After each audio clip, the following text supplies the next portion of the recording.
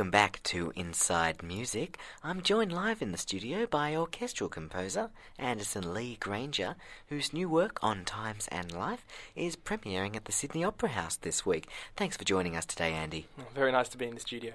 Now, you've been working for this for quite a number of years. Can you tell us what was the inspiration for this piece? Well, it's a few concepts all rolled into one. It started as a biographical piece, but soon it grew into an exploration of Wagnerian motifs. There's a few people to thank with a project this big. I won't list them all here. There's quite a few of them, but they've really been there for me through the writing process, especially my wife Claire. Claire, if you're listening, you're my and it's really...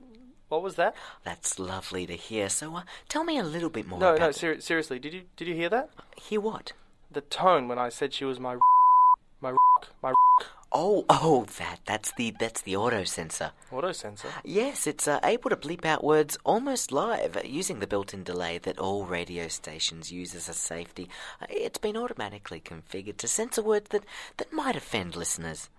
Well, what can't you say? Well, and obviously. You could never say but from memory, I think you can say mother. Well, who sets the words?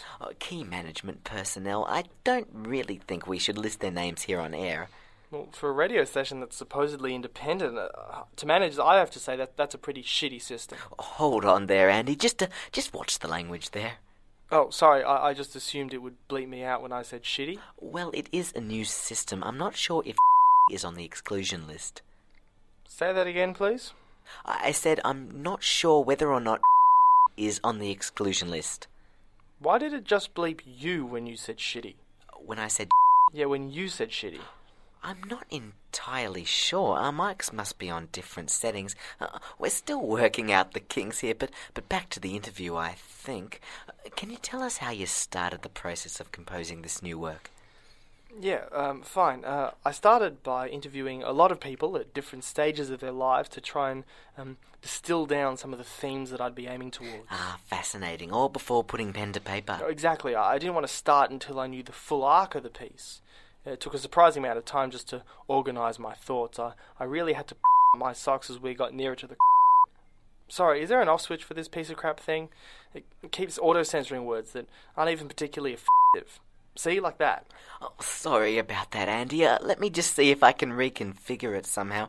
While I do, just tell us about your relationship with the conductor of the orchestra. Yeah, well, he's a guy, really. One of the nicest guys in the...